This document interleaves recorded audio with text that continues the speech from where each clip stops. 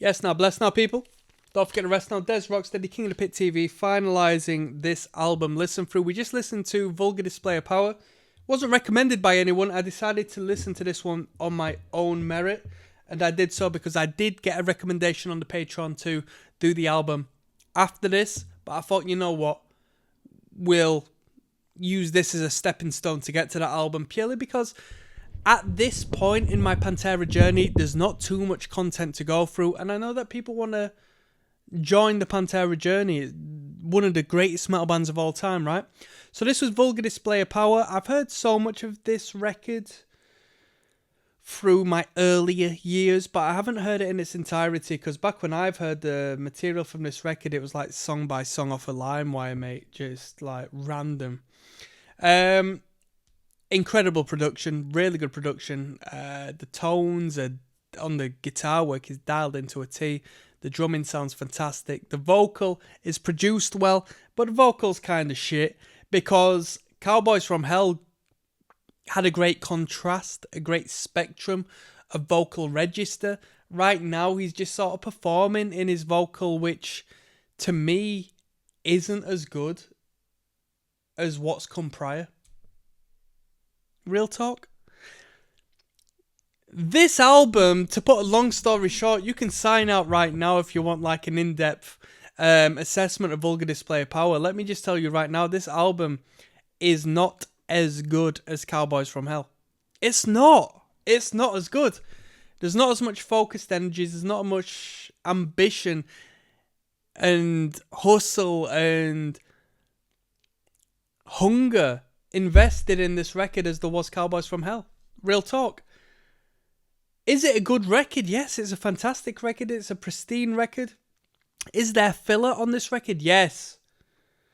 The first half of this record is incredible. From there, Rise, No Good, Attack, The Radical, Live in a Hole, Regular People, Conceit, By Demons Be Driven. It's all filler.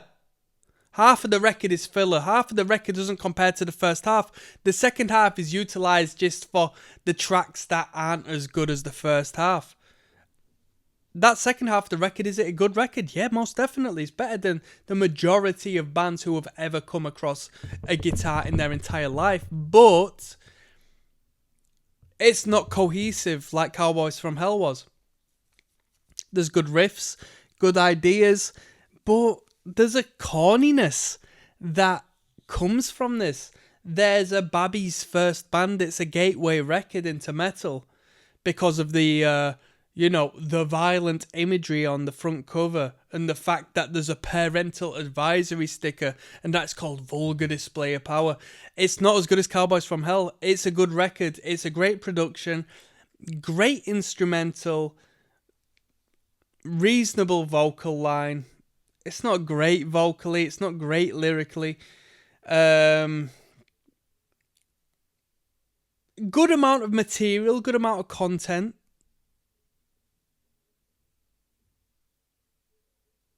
What's the best track on the record?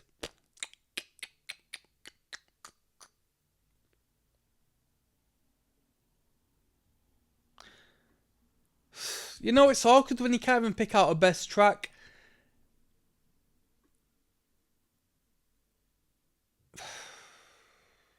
Probably A Mouth for War. Maybe. Mouth for War. Maybe. Who knows? Yeah. This is sold on the production value. It's sold on the glitz and the glamour and the glitter of the production and the sound and the experience. Not as much so on the actual material that is within the music. It's okay. It's okay. It's okay. And I know Pantera heads are going to go mad on me for this. Listen, right? If you're as hard as you think you are because you listen to Pantera, you're going to have to puff your chest out a little bit and just simmer down and understand that people have got separate opinions. Cowboys from Hell was brilliant. Power metal was brilliant. That jungle record that came before there was brilliant. This doesn't appeal to me as much because it feels like Cowboys from Hell came out and they had some degree of success And like any other band, they're more focused on just sort of nipping around and doing their thing and engaging with the success they've garnered. And the record that happens from there on doesn't equate to the same degree of connection to the market. Me being the market, me being the consumer, I'm not too fussed on this. The thing is, and let me tell you, right, I've heard, like I said at the start of this, I've heard a fair few tunes off of this record when I was younger. When I was younger, I was an angsty guy, right? I was an angsty teenager. I was annoyed. I didn't have a polished background, yeah? A record like this should have spoken to me, but it didn't, because there's a disconnect on frequency. There's a disconnect on the energy and the message.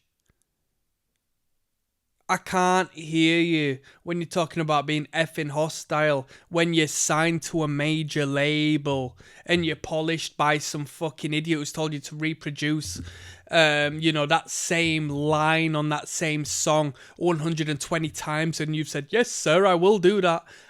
There's a disconnect. And I can hear it as a grown-up in this record.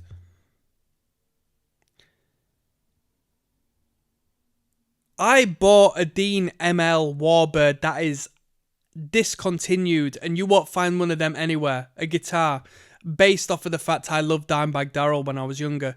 You didn't. So don't hate on me talking about you're the best Pantera head and how can he disregard this record because I'm a Pantera fan and this guy's not a Pantera fan. Bruh, trust me, I've paid more and invested more of my time into this act and invested more of my energy in this act than you have. So don't start being critical in the comment section.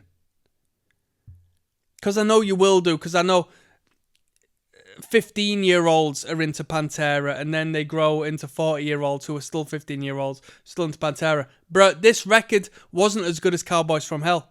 It's a controversial statement, but put some respect on that. I'm signing out. I'll give this record a 5 out of 10.